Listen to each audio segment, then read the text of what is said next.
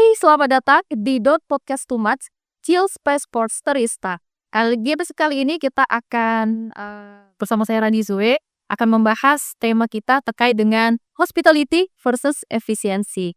Nah, tema ini mungkin kita sering dengar ya, apalagi untuk kata-kata efisiensi itu cukup viral juga di kalangan masyarakat dan kita sering dengar juga dan banyak juga dibahas di media sosial.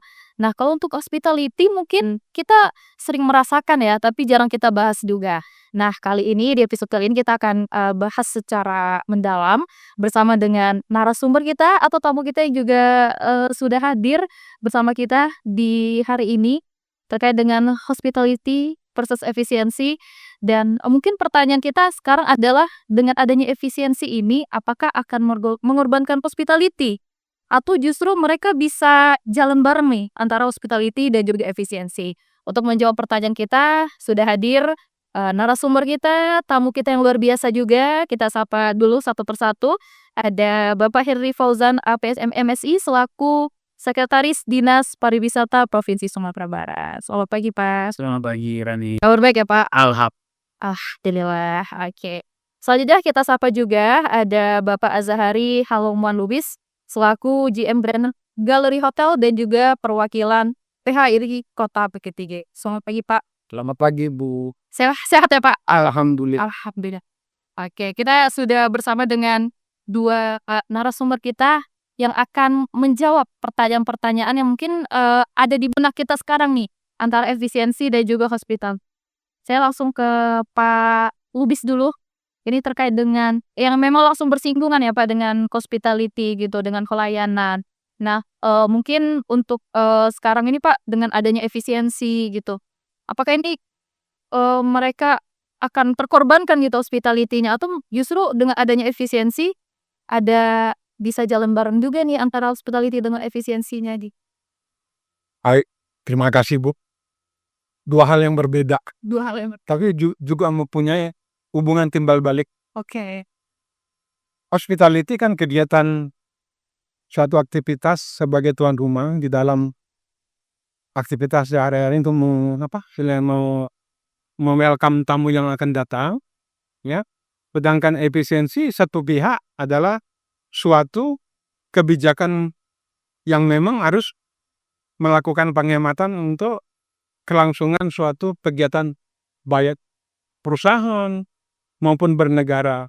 Nah, kita berharap jelas efisiensi itu jelas mempengaruhi hospitality, cuman kita minta kepada pelaku pariwisata jangan gara-gara efisiensi hospitality terkorban. Jadi mempengaruhi juga sikap manusianya, karena jelas ekosistem antara biotik dan abiotik akan berpengaruh. Jadi mempengaruhi tingkah laku, kegiatan, tingkah laku dan pola pikir seseorang yang bergerak di bidang hospitality. Makanya ya kita berharap efisiensi ini tidak berlangsung lama dari pemerintah gitu untuk memajukan sektor pariwisata. Dan bukan juga tidak mungkin pemerintah sebagai stockholder dengan kita sebagai stakeholder bekerja sama mencari peluang-peluang lain gitu loh. Ya, peluang-peluang lain apa yang bisa kita munculkan sehingga hospitality tidak terkorban akibat adanya efisiensi. Karena itu aja Bu dari Oke, artinya memang dengan adanya efisiensi ini memang sedikit banyaknya terkorbankan hospitality. mempengaruhi. Tapi kalau sejauh ini dari mungkin dari anggota PHRI dan mungkin sejauh ini ada laporan-laporan nggak Pak terkait dengan adanya efisiensi ini terus berdampak buruk juga nih untuk hospitality dari masing-masing pelaku restoran. Ya, jelas itu mempengaruhi karena mungkin nggak semua hotel ya, tapi beberapa hotel yang memang mereka punya ada istilahnya source of business-nya itu government, ya. Karena government ini hampir mempengaruhi 60% dari pendapatan Oke. hotel. Kalau kita sih kita terpengaruh, mungkin hotel-hotel kita itu terpengaruh akibat dari nggak ada lagi aktivitas dari MAES ini kan yang paling gencar ini kan masalah MAES. Setidaknya walaupun MAES itu dilakukan di hotel besar, hotel kecil itu akan kedatangan tamu-tamu dari pemerintah, itu pengaruhnya yang secara tidak langsung.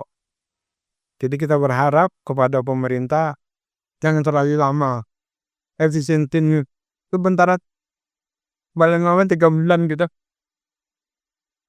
Oke, nah ini kita udah cukup ya menerima insight dari lumayan cukup lah menerima insight yang dijelaskan oleh Pak Lubis bagaimana dengan adanya efisiensi akhirnya juga sedikit banyak menyinggung nih atau membebankan hospitality sendiri ya Pak Lubis. Nah kita langsung ke Pak Fauzan ini yang ada di balik layar kebijakan lah kalau kita bilang ya Pak. Nah ini Pak dengan adanya efisiensi ini tapi sebenarnya kalau kita melihat dari makna konsep hospitality ini kalau dalam konteks pelayanan publiknya sebenarnya seperti apa Pak Fauzan? Baik, terima kasih, Rani. Kalau kita berbicara hospitality itu sebetulnya kalau dari kata-katanya kan keramah-tamahan nih. Tapi kalau kita melihat skop lebih luas, keramah-tamahan ini tentu kita bisa artikan bagaimana orang datang ke tempat kita, dari mulai mereka datang sampai mereka kembali lagi, mereka memang merasa senang atas segala halnya. Mulai ketika mereka datang di hotel, dilayani dengan baik, mereka pergi ke tempat wisata, tempatnya bersih, mereka parkir juga aman. Jadi segala hal yang membuat wisatawan merasa senang. Itulah yang namanya hospitality. Nah, kalau dikaitkan dengan efisiensi, saya lihat ada pengaruh, tapi tidak terlalu besar. Tidak terlalu besar, karena seluruh pelaku pariwisata harus paham, ketika hospitality ini mereka turunkan tingkat layanannya, itu akan berdampak. Orang tidak akan datang lagi. Nah, sedangkan efisiensi ini dilakukan kebanyakan kan dari sektor pemerintah. Yang berwisata itu bukan hanya pemerintah. Iya. Bukan hanya pemerintah. Jadi tentunya kita berharap kepada para pelaku industri pariwisata, jangan jadikan efisiensi ini sebagai alasan sehingga layanannya menurun. Salah kalau kita bersikap seperti itu. Justru yang lainnya juga tidak akan datang. Nah, kalau efisiensi dilakukan pemerintah sekarang, kalau yang terdampak, betul yang perkatakan Pak Lubis tadi, untuk kegiatan MAES. Memang kondisi saat ini kita dibatasi, bukan dilarang 100%. Tapi dibatasi. Tetap masih ada beberapa kegiatan yang dilaksanakan di hotel. Kalau kita di Dinas Pariwisata itu masih ada beberapa kegiatan bimbingan teknis kita juga masih laksanakan di hotel. Tapi memang tidak seperti tahun-tahun Nah, kalau kita mencoba lihat sudut pandang yang lain, coba jadikan efisiensi ini membuat kita lebih kreatif lagi gitu ya. Ya sama lah ketika COVID ya.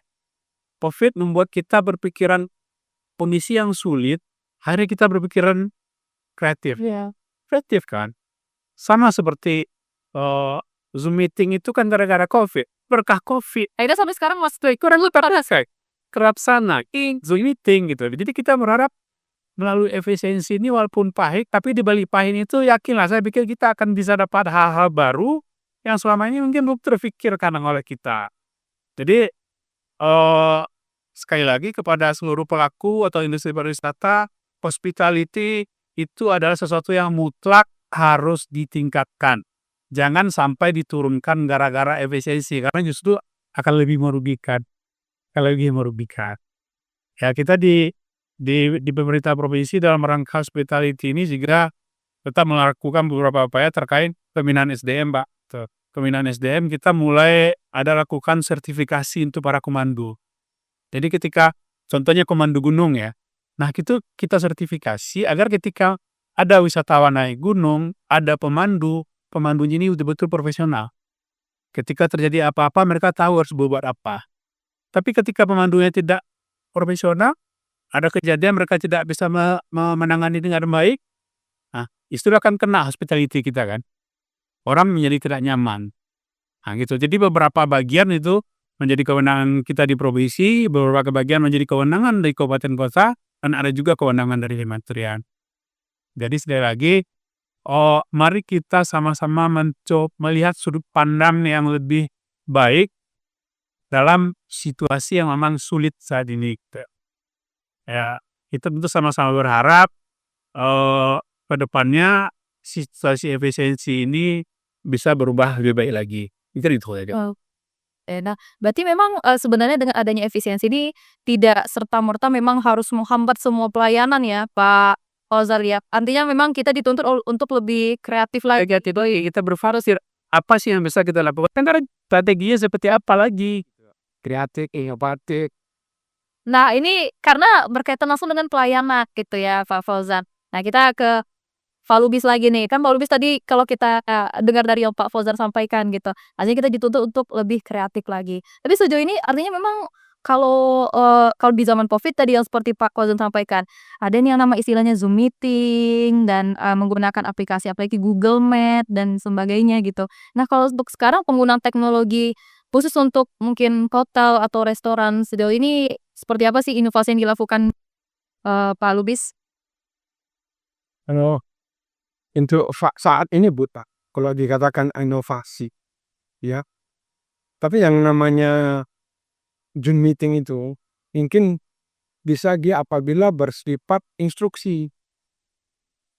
Tapi kalau dia bersifatnya ada prakteknya, mungkin agak sulit. Pembelajaran nggak sulit ya? Pembelajaran, makanya kita berharap ya pemerintah juga memikirkan di sisi ini, Iya. ya.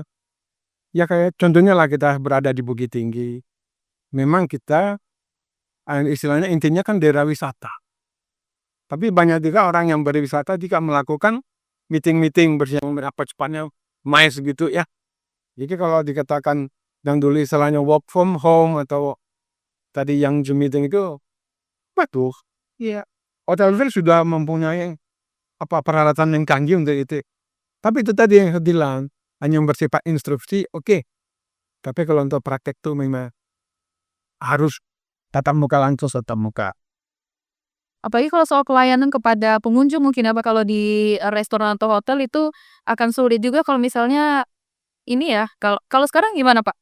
Kalau kita lihat mungkin di hotel luar negeri dan sebagainya ada istilah, pelayanan dari robot dan sebagainya, itu kalau kita lihat dalam konteks hospitality-nya sebenarnya bakal mengurangi dari tingkat, pengunjung yang mungkin, wah berkesan nih kalau langsung dilayani oleh manusia sendiri, tapi kalau dengan robot ini nih gitu. Tapi kalau untuk sekarang seperti apa, Pak Lubis? Ya gini Bu, Teknologi ya? kita sudah tahu Cina Iya.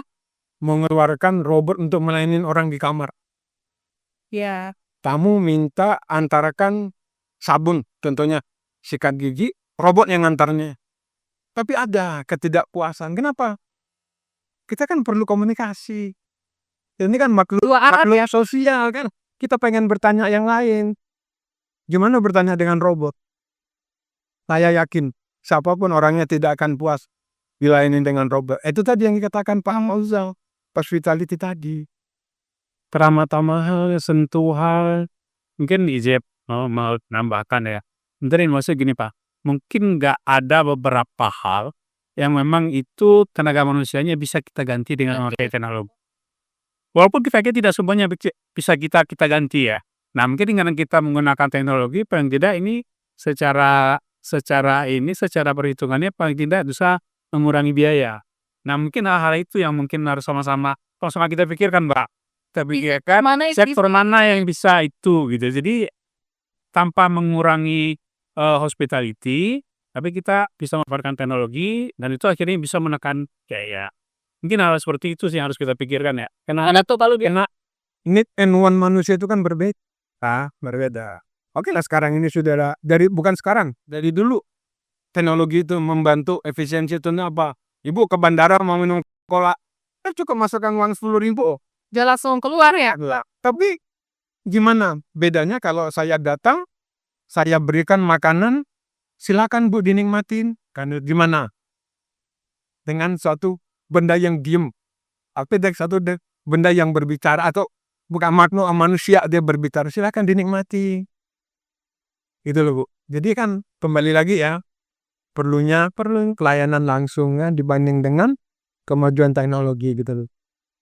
Berarti untuk, saat ini yang mungkin yang bersinggungan dengan teknologi kalau sekarang di bawah PHRI, terutama nih Pak Lubis, ada nggak mungkin di hotel atau restoran yang menggunakan, teknologi-teknologi yang memang udah dikembangkan lah di sini gitu? Eh, Sejauh ini. Untuk pelayanan itu mungkin agak sulit, kecuali mungkin pelayanan informasi, Ibu tinggal Booking ya. ada layar, tinggal mencet-mencet gitu ya. Karena ini sudah dilakukan di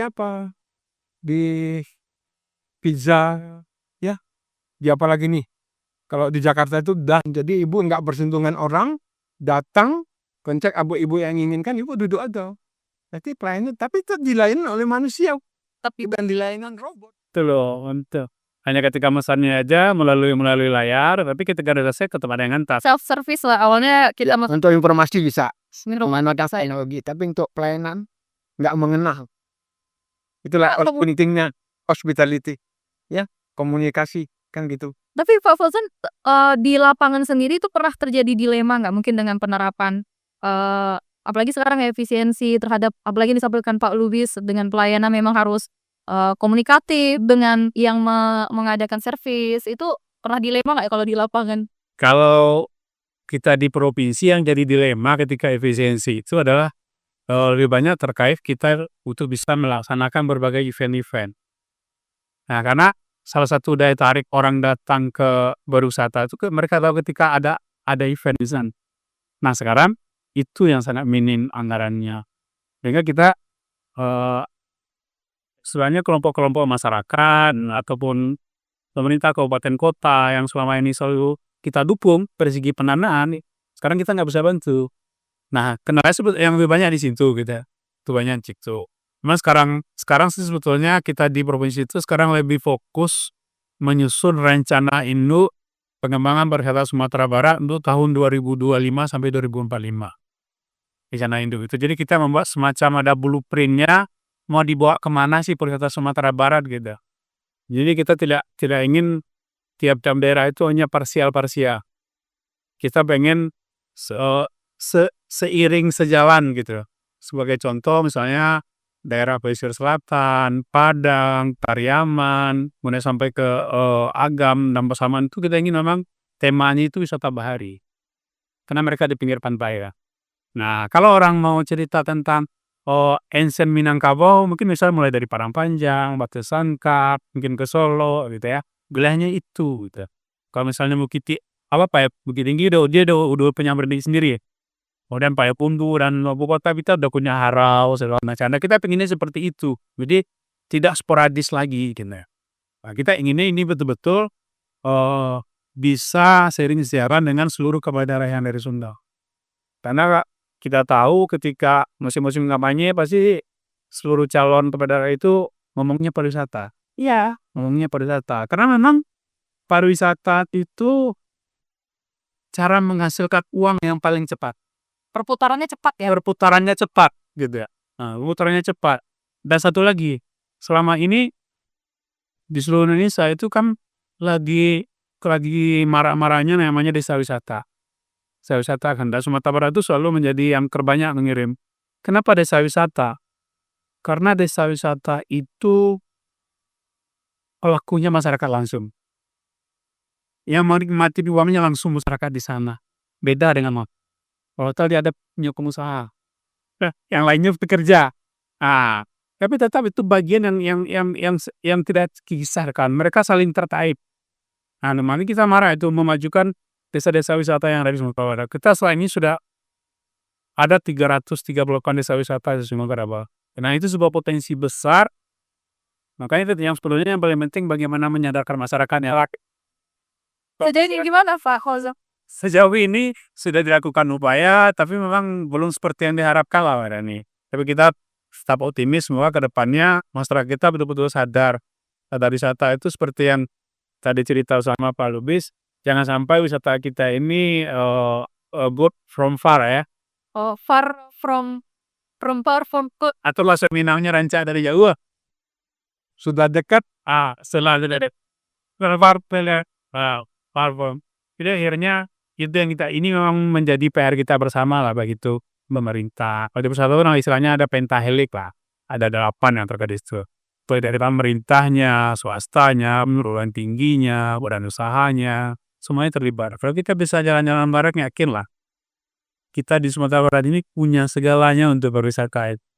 Tinggal bagaimana kita sama-sama mengemas, sama-sama mengelola, sama-sama punya rasa memiliki. Nah ini Pak, rasa memilikinya kadang yang ini ya Pak. Ya kalau Gimana Pak Lubis tuh, rasa memilikinya terus sejauh ini gimana Pak? Nah kan kadang-kadang kita kan sedih mendengarnya bahwa Amir kan putra daerah. Kenapa sih nggak ngomong-ngomong mau bikin ini mau bikin itu kan gitu Bu? Itu salah ya. Rasa memiliki iya betul kita memiliki, tapi kita jaga kan gitu. Tetap kita tidak membuat orang yang datang jadi kecewa, kan itu aja intinya. Rasa memiliki itu menampilkan memberikan yang terbaik. Jangan sampai rasa memiliki itu merugikan orang lain gitu loh.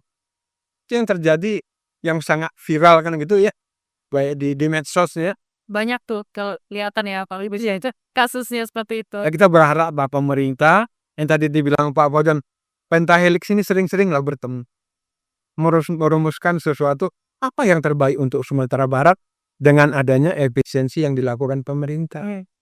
Ya, inovasi kan itu. inovasi, kolaborasi, banyak hal yang penting Pak Fauzan ya. Iya, ini yang paling penting sih kalau ini. Artinya memang banyak yang harus diperbincangkan secara bersama ya Pak Lubis. Nah, actionnya aja. Gitu loh. Jadi ada jangka panjangnya lah seperti itu ya. Jangan ditulis aja Bu. Yang ditulis aja tapi harus ada action. Nah, gitu loh. Oke, nah kalau kita balik lagi ke hospitality nih Pak Lubis, ini kan kalau dari PHRI sendiri artinya ada membawahi lah mungkin untuk teman-teman yang bergerak di bidang perhotelan, restoran seperti itu. Tapi ada mungkin pedoman atau regulasi sendiri atau ada petunjuk sendiri lah dari PHRI untuk agar ini hotel atau restoran yang terdampak adanya efisiensi ini tetap mereka bertahan ya dengan standar pelayanan mereka yang baik. Tetap ada di dalam pertemuan rapat-rapat bulanan PHRI, Ketua PHRI kan tetap menyampaikan ya pentingnya kita tetap bertahan. Jangan gara-gara efisiensi hospitality tadi, keramahan tadi terkorbankan gitu. Kita pada itu himbauan-himbauan seperti itu. Ya kita juga meminta kepada semua pelaku ya, kita sama-sama ya jangan gara-gara kita jangan menyalahkan efisiensi. Karena ini bukan yang pertama gitu ya. Udah terjadi sebelumnya. Sebelumnya udah pernah terjadi. Cuman sekarang perannya tadi itu yang dibilang Pak Di pajak belakang tadi ya, peran itu dananya itu sendiri. memang udah nggak ada Pak. Ini yang jadi tantangan tersendiri gitu ya Pak. Kalau dulu dikurangin tapi ada dananya gitu loh. Kalau sekarang benar-benar nggak ada ya Pak. Ya, kita berharap kepada pihak pemerintah Provinsi Sumatera Barat ya, ayo kita cari jalan keluarnya sama-sama. Karena memang harus secara bersama ya untuk menyelesaikan permasalahan nih. Bagi pariwisata gitu, Sumatera Barat, aduh terkenal lah pariwisatanya Pak, nggak ada apa artinya. Oke, nah tadi menarik ya kalau kita berbicara soal hospitality artinya ada SDM di sana ya Pak Lubis. Tapi saya mau ke Pak Lubis dulu yang memang langsung ini ya yang ada hadapan dengan SDM itu sendiri. Itu ada pengembangannya nggak Pak? Mungkin dengan SDM dengan adanya sekarang efisiensi ada trik khusus nggak gitu? Untuk SDM ini memang tetap dengan kemampuan mereka, dengan standar mereka melayani tamu dan sebagainya, itu dari PHRI sendiri seperti apa Kak Udis? PHRI kan menjembatani dengan pihak institusi yang pengen muridnya atau mahasiswanya OJT, on the job training. Jadi di sana kita tetap sama-sama memikirkan apa yang harus diberikan. Ya, selama mereka itu ini OJT itu ya, ini kan OJT itu kan mempengaruhi Bu ya. Bukan yang diharapkan itu kan sebenarnya bukan hard skill-nya, ya soft skill-nya ini yang penting karena tadi pelayanan itu kan soft skill. Nah ini yang harus kita berikan kepada siswa-siswa yang nantinya akan setelah tamat dia akan terjun menjadi seorang pelaku gitu.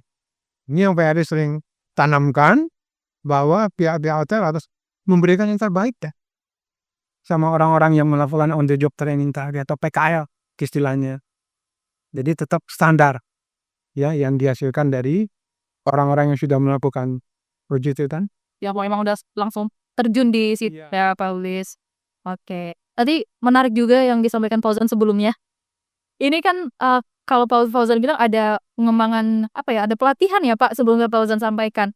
Nah, itu pelatihannya untuk saat ini emang masih berlangsung atau dengan adanya efisiensi pelatihannya juga dikurangi gitu Pak? Atau seperti apa Pak dengan adanya efisiensi ini? Baik, mungkin sebelum ke sana, sebetulnya sekarang itu sudah dimulai untuk seluruh pelaku-pelaku di industri wisata itu ada namanya sertifikasi kompetensi. Jadi memang kedepannya diharapkan kalau pihak hotelku menerima orang bekerja, mereka harus punya sertifikasi itu. Walaupun sekarang belum berjalan 100% ya. Jadi mulai dari ada namanya pemandu wisata, kemudian ada pemandu gunung, kemudian juga ada seperti kayak bartender, segala macam, barista, segala macamnya kan itu sebelumnya terstandar dan ada sertifikasi kompetensinya. Nah, di provinsi kita dari beberapa tahun yang lalu, kebetulan di Dinas Pariwisata itu ada satu bidang namanya bidang pengembangan sumber daya manusia dan pariwisata. Sumber daya pariwisata dan ekonomi kreatif. Dan itu memang dari tahun-tahun kita tetap melaksanakan kegiatan baik itu berupa bimbingan teknis maupun pelatihan yang diteruskan dengan sertifikasi. Kalau bimbingan itu lebih banyak kepada masyarakat ya, terutama di pelaku-pelaku di desa wisata. Nah, kalau pelatihan itu memang kepada langsung ke pelaku. Nah, kalau tahun kemarin itu yang kita laksanakan sertifikasi itu untuk pemandu wisata. Seluruh pemandu wisata yang sudah punya sertifikasi, kemudian kita latih lagi untuk TOT sehingga dia bisa jadi pelatih. Kita tingkatkan lagi.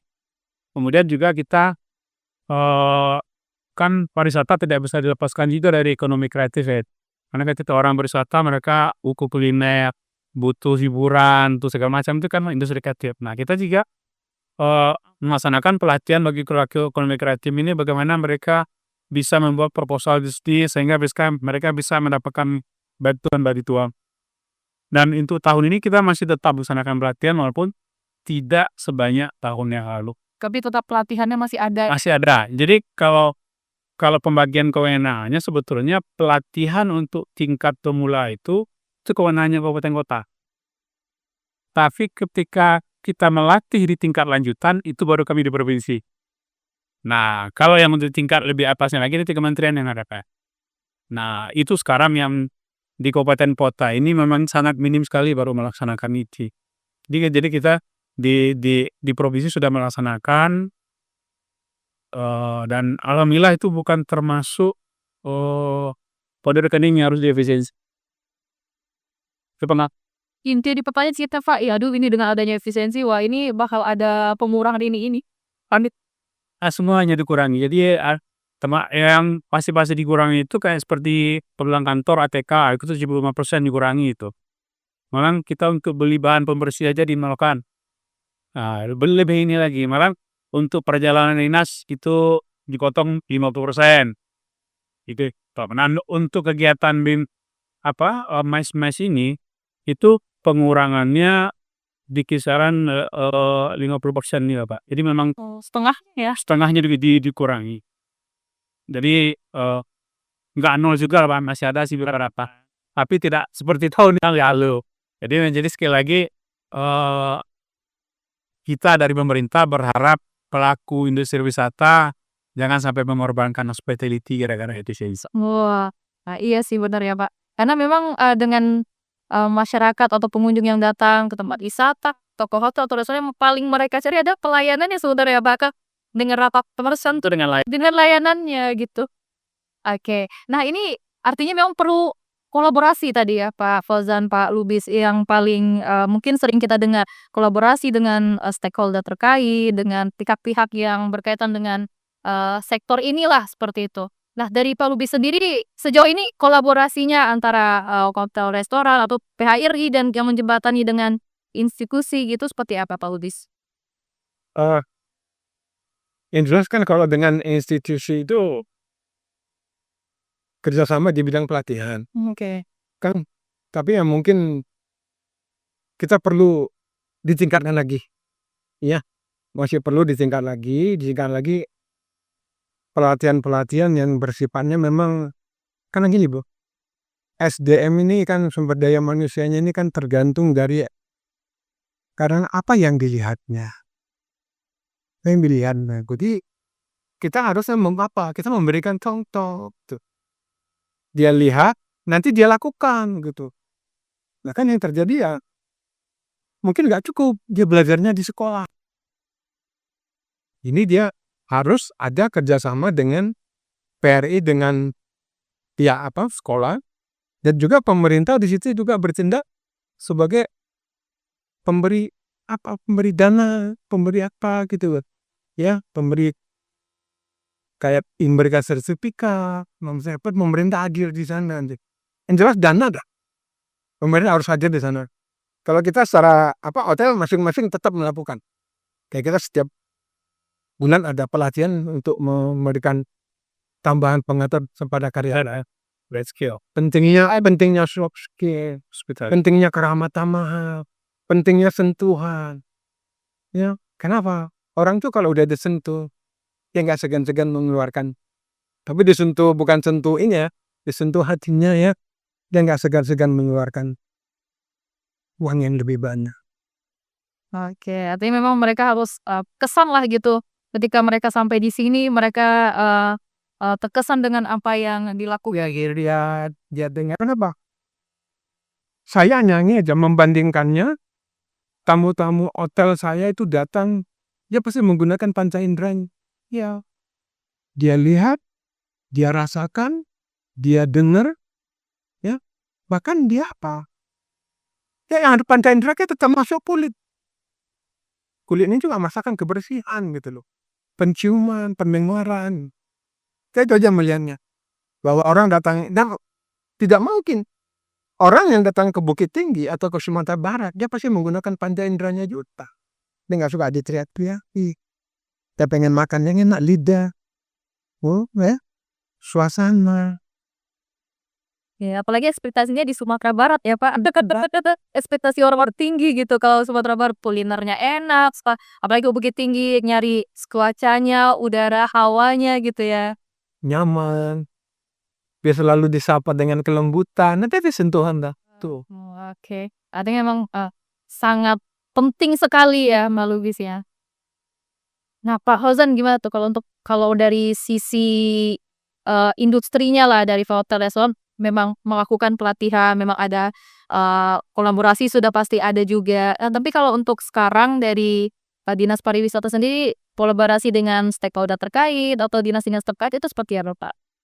Kalau kita dinas pariwisata itu kita kan yang pasti, kolaborasi dengan asosiasi-asosiasi pelaku usaha kita tetap ada dengan PHRI, dengan Asita segala macam, dan tetap kolaborasi yang bertahap tadi ya. Kemudian itu dengan pihak kampus kita ada kerjasama dengan pihak kampus. Malahan ke depan kita merencanakan dengan kebetulan di UNP udah ada jurusan pariwisata itu kita akan bersama bagaimana nanti mahasiswa pariwisata di UNP itu bisa membantu kita untuk menggerakkan desa-desa wisata. Jadi kita memang sekarang lebih banyak mengutamakan kolaborasi itu, gitu. Karena kita memang memiliki keterbatasan udara. Jadi sangat sebuah hal yang mutlak harus dilakukan itu kolaborasi. Kemudian terkait dengan untuk peningkatan SDM itu, ya kalau sekarang sih memang anggaran terbatas ya. Terbatas, namun kita tentu berharap pelaku-pelaku atau industri-industri pariwisata ini juga tetap melakukan upgrade skill dari seluruh anggotanya, karyawannya. Itu nanti Pak, kalau bisa walaupun mungkin anggaran seminimal mungkin, tapi sebelum mereka adakan pertemuan, adakan evaluasi, ada segala macam gitu. Itu akan memberikan dampak untuk peningkatan sumber tersebut gitu ya. Bagaimana mungkin sekedar mengingatkan lagi, kadang mereka lupa. Diingatkan terus segala macam itu itu sudah memberikan pengaruh untuk hospitality itu. Kemudian saya ingin nambahkan, yakinlah kalau dari kita akan lihat kunjungan ke Sumatera Barat di tahun 2025 ini pasti akan meningkat. Jadi bisa dikatakan efisiensi tidak berdampak langsung terhadap kunjungan wisata. Saya yakini. Ya, Dan kalau mau wisata ya udah datang aja. mereka lihat aja ya, melakukan efisiensi itu kan hanya kegiatan pemerintah. Sementara yang orang berwisata saya yakin semakin banyak. Kita 2023 itu kunjungan pergerakan Nusantara yang datang ke Sumatera Barat itu di angka 11 juta. Tahun 2024 kemarin itu mencapai 19 juta. Target kami di 2025 ini 21 juta. Udah keluar datanya untuk sekarang belum ya? Sekarang kan belum. Masih nunggu Nah. akhir tahun ya, Pak? Nah, nanti Oh, iya. kita per 3 bulan gitu kita dapat data. Per 3 bulan kita dapat. Sebetulnya yang terus satu belum keluar nih. Jadi kita yakin. Jadi sekali lagi semangat. Semangat. Nah, semangat. Efisiensi tidak menghalangi kita untuk tetap bisa berusaha, tetap bisa berkreasi. Oke, luar biasa ya, Pak ya. Apalagi kalau soal ngomongin soal wisata ini emang nggak ada habisnya lah gitu, Pak Fauzan, Pak Lubis. Apalagi kalau untuk tapi kalau untuk sekarang kalau kita lihat kalau kita tadi kita udah banyak yang ngobrolin kalau hospitality, efisiensi, dan ternyata memang walaupun sempat sedikit mengorbankan hospitality lah seperti itu ya, Pak Fauzan. Saya pikir nggak ada sedikit, saya pikir kayak ada pengorbanan hospitality-nya nggak ada, Pak. Saya yakin juga pelaku usaha ini nggak mau mengurangi tingkat pelayanannya gara-gara Pelayanan iya, karena tamu mereka untuk pemerintah aja kan. dari semua alasan itu. Akhirnya tidak mengorbankan sama sekali ya, Pak Fauzan. Walaupun dengan adanya efisiensi mereka bisa jalan bareng aja gitu. Oke, tapi kalau kita melihat nih potensi wisata di Sumatera Barat kan kalau kita bisa bilang ini banyak banget ya, Banyak banget. Pak Fauzan, Pak Lubis, apalagi udah dekat-dekat bulan-bulan ini ya, mungkin hari raya, seperti itu liburan sekolah dan sebagainya. Tapi sekarang gimana sih kalau dari Pak Fauzan mungkin dulu yang melihat sekarang potensi wisata di Sumatera Barat itu di bagian mananya nih yang memang harus kita genjot lagi nih untuk lebih ini ya, lebih maksimal lagi lah seperti itu. Jadi sebetulnya kan pariwisata itu akan maju sebetulnya ada 3A di situ. Oke, apa aja? Yang pertama akses. Oke. Akses berarti sarana transportasinya, jalannya. Nah, sekarang itu kalau aksesnya semakin banyak itu orang banyak datang ke Sumatera Barat. Nah, makanya pemerintah provinsi itu selalu berusaha bagaimana bisa membuka akses penerbangan sebanyak-banyaknya ke Sumatera Barat. Ketika akses penerbangannya ada, contohnya kan sekarang Padang KL sudah banyak kan. Ya walaupun banyak orang Padang yang ke KL, kan orang KL banyak juga yang ke Padang. Ada. Ya kan? Dan itu terbukti. 75% kunjungan wisatawan mancanegara Sumatera Barat itu dari Malaysia. Nah, kita Singapura buka juga sekarang tuh. Sekarang tuh lagi dijajati bagaimana bisa dibuka dari Brunei Darussalam dan Kamboja. Sudah Penerbangan langsung ya. Termasuk juga yang domestik. Kita lagi mengusahakan bagaimana bisa buka Denpasar ada. Nah, ketika aksesnya bagus, ini pasti kunjungan meningkat. Kemudian amenity itu ya fasilitas kita, hotel kita, restoran kita, seluruh sarana pariwisata kita. Nah, kalau seluruhnya ini bagus, pasti orang akan datang. Iya. Ya, kayak kita sempat cerita. Kalau lah misalnya Sumatera Barat ini ada hotel sekelas JW Marriott, pasti lebih ramai lagi, nggak sedia lagi kak. Nah, seperti itu. Dan yang ketiga yang terakhir, atraksi. Kita harus banyak event. Ketika event ada, orang datang. Nah, salah satu event yang besar yang masih bisa dilaksanakan tahun 2025 ini, kita akan melaksanakan Mandeh Exotic Run. Mandeh Exotic Run berarti ini. Nah, kita akan laksanakan. Itu yang provinsi ya. Nah, kita akan laksanakan nanti di kisaran Juli atau Agustus. Nah, itu pesertanya 4.000-an kan. Orang datang dari mana-mana kan. Pas liburan sekolah. Nah, hotel bakal penuh kan. Nah, ya seperti itu. Jadi untuk memajukannya itu marilah sama-sama semuanya berpikir Kalau pemerintah bagiannya untuk aksesibilitas itu tugas pemerintah. Iya, kebijakan-kebijakan lah ya. Itu memang kemudian itu porsi besarnya pemerintah. Nah, kalau terkait amenitas itu industri pariwisata. Kalau atraksi ini banyak tergabung di atraksi, bisa pemerintah, bisa kelompok, Komunitas. segala macamnya. Kalau ya gitu nih yang harus kita sama-sama lakukan. Kalau 3 ini bisa saling jalan dengan baik, yakinlah kita bisa, kalau ngalahin Bali jadi Bali kedua lah di Indonesia. Berarti memang potensinya sangat banyak. Potensi kita banyak, kita lengkap, mulai dari gunung, laut, danau, apalagi sungai. Apalagi semua kita punya lah sih. Semuanya punya ya Pak, gunung, pantai, laut semua punya. Tinggal bagaimana kita untuk mengelolanya dan merasa memiliki. Tadi di awal disampaikan juga ya sama Pak Fauzan dan juga Pak Lubis. Oke. Tapi ini yang akhirnya kita bisa tangkap dari perbincangan ini Pak, ternyata bukan dari besar kecilnya anggaran itu ya, tapi bagaimana kita ramah tamah membuat pengunjung itu berkesan, tapi bisa aja datang dari tempat-tempat yang sederhana gitu ya. Bisa muncul aja dengan hospitality kita itu tadi. Oke. Wah, perbincangan luar biasa nih Pak.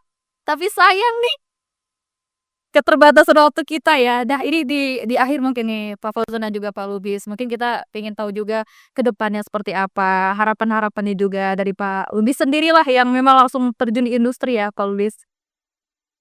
Yang jelas ya Bu, pemerintah itu adalah pemutus ya. Kenapa? Pemerintah harus dalam pengembangan suatu destinasi pariwisata. Pemerintah itu mempunyai kewajiban seperti memikirkan akses, kemudian akses. Karena itu masih ada akses pariwisatanya. Kemudian apalagi pariwisata itu bukan 3S, sun, sand, and sex gitu. Jadi inilah yang harus dipikirkan dari aksesnya.